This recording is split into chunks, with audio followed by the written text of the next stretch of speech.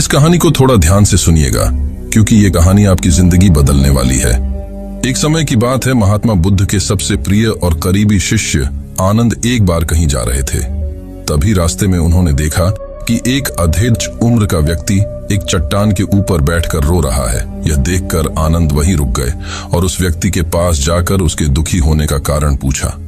वह व्यक्ति अपने आंसू पोंछते हुए बोला, मैं नहीं, पास के ही गांव का रहने वाला एक बदनसीब व्यापारी हूं। मैं जो भी काम करता हूं वही बिगड़ा जाता है। व्यापार के चक्कर में मैंने अपनी मां और पत्नी के गहने गंवा दिए, अपने परिवार को खो दिया और यहां तक कि अब तो मेरा घर और खेत भी गिरवी है। मुझे तो लगता है कि मेरी किस्मत ही खराब है। उस व्यक्ति की बात सुनकर आनंद बोले, तुमसे किसने कहा कि तुम्हारी किस्मत खराब है? जरा मैं भी तो जानूं कि तुम्हारी किस्मत में क्या खराबी है। व्यक्ति बोला, पहले मैं खेती करता था, लेकिन हर साल उसमें घाटा होता था। कभी सूखा पड़ जाता, तो कभी ज्यादा बारिश से फसल खराब हो जाए, कभी आवारा पशु फसल को नुकसान पहुंचाते, तो कभी कीड़े मकोड़े और बीमारियां फसल को बर्बाद कर देते हैं। खेती से मेरे परिवार का गुजारा ठीक से नहीं चल पा रहा था, जिससे परेशान होकर मैंने खेती करना छोड़ दिया और व्यापार करने का निश्चय किया। मैंने पत्नी के गहने बेचकर अपना व्यापार शुरू किया, लेकिन मेरा व्यापार नहीं चला। शुरू में तो मेरे परिवार वालों ने मेरी आर्थिक मदद की, मेरा साथ दिया, लेकिन जैसे जैसे मुझे नुकसान होने लगा, मेरे परिवार वालों ने भी मेरा साथ छोड़ दिया और मुझसे दूर हो गए। अब तो वो मुझे देखकर अपनी नजरें फेर लेते हैं और मुझे ही अपने परिवार की गरीबी और दुर्दशा का जिम्मेदार ठहराते हैं। अब तो मुझे अपना जीवन ही बोझ लगने लगा है। अक्सर मेरे मन में ख्याल आते हैं कि अपना जीवन ही खत्म कर लूं, और मैं आज यहाँ आत्महत्या करने ही आया था, लेकिन हिम्मत नहीं जुटा पाया, इसीलिए इस पत्थर पर बैठकर रो रहा हूँ। दूसरी तरफ मेरा एक मित्र है। हम दोनों ने एक ही साथ व्यापार शुरू किया था, लेकिन वो आगे बढ़ गया और मैं पीछे रह गया। मेरी इस असफलता की वजह से वो हर समय मुझे नीचा दिखाने का प्रयत्न करता रहता है, और वे अक्सर मेरे घर आकर अपनी सफलता की बातें करता है। मेरे घर वालों को बताता है कि कैसे उसने इतनी मेहनत करके इतना बड़ा व्यापार कर लिया, और वो अक्सर अपने फलते फूलते व्यापार के किस्से मुझे, मेरी पत्नी और मेरे माँ बाप को सुनाता रहता है, जिसे सुनकर मेरे घर वाले उसकी तो प्रशंसा करते हैं, लेकिन मेरी बुराई करते हैं। मुझे नाकारा और कम दिमाग का कहते हैं। मेरी पत्नी और माँ मुझे बात बात पर ताने मारती है, जिससे मुझे बहुत दुख पहुंचता है, और कई बार खुद की नाकामयाबी पर क्रोध भी आता है। लेकिन मुझे समझ नहीं आ रहा कि मैं क्या करूं। ये सुन भिक्षु आनंद ने पूछा, तुम्हें किस बात का दुख होता है, अपने असफल होने का या फिर मित्र के सफल होने का?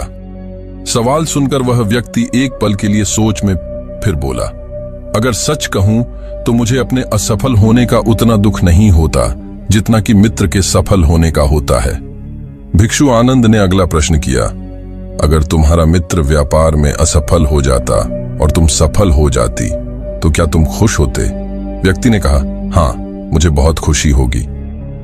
आनंद बोले, इसका मतलब कि तुम्हारी खुशी तुम्हारी मित्र पर निर्भर करती है। अगर वह चाहे तो तुम्हें खुश कर सकता है, और अगर वह चाहे तो तुम्हें दुखी भी कर सकता है। तुम स्वयं से ना तो खुश हो सकते हो और ना ही दुखी हो सकते हो। भिक्षु की बातें सुनकर व्यक्ति थोड़ी देर के लिए सोच में पड़ गया और फिर बोला, आपकी बातें सुनकर मुझे कुछ आशा बन रही है।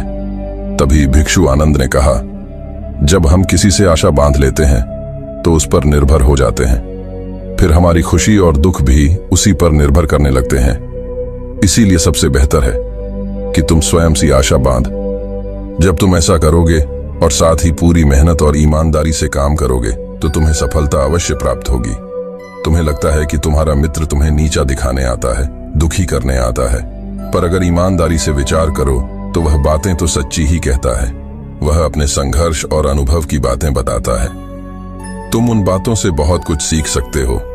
तुम्हें तो इसके लिए उसका धन्यवाद करना चाहिए कि तुम्हें घर बैठे इतने सारे अनुभव मिल रहे हैं। तुम अनुभवों का लाभ उठाओ, नई शुरुआत करो, ईमानदारी से कर्म करते जाओ, हार मत मानो, एक दिन तुम्हें सफलता जरूर मिलेगी।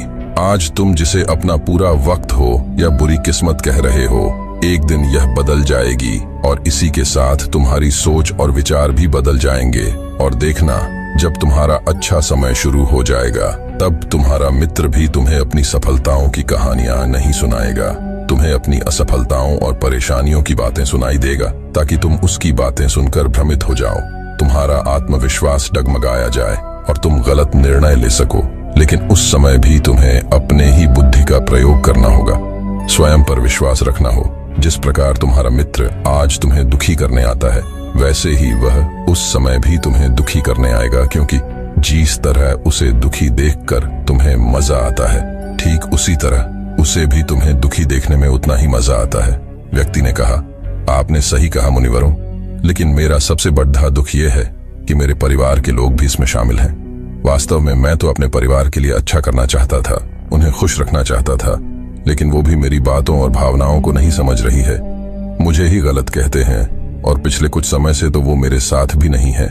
भिक्षु आनंद ने उस व्यक्ति को समझाते हुए कहा, हम हमेशा चाहते हैं कि हम जो कुछ भी करें लोग उसके लिए हमारी प्रशंसा करें, लेकिन आमतौर पर ऐसा नहीं होता। लोग हमारे पास आके तारीफ नहीं करते, जिससे हम दुखी हो जाते हैं। हमें लगने लगता है कि हमारे मित्र, रिश्तेदार, घर वाले सब स्वार्थी है। लेकिन अगर तुम किसी को अपना परिवार मानते हो और उसके लिए कुछ करना चाहते हो, तो फिर तुम ऐसा क्यों सोचते हो कि तुम दूसरों के लिए कुछ कर रहे हो? वास्तव में तुम अपनी खुशी के लिए कुछ कर रहे हो, क्योंकि उन्हें खुश देखकर तुम्हें खुशी होती है।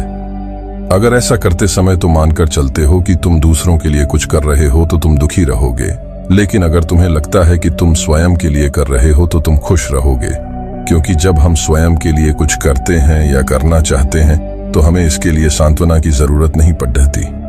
भिक्षु आनंद की ये बातें सुनकर उस व्यक्ति के चेहरे के भाव पूरी तरह से बदल गए।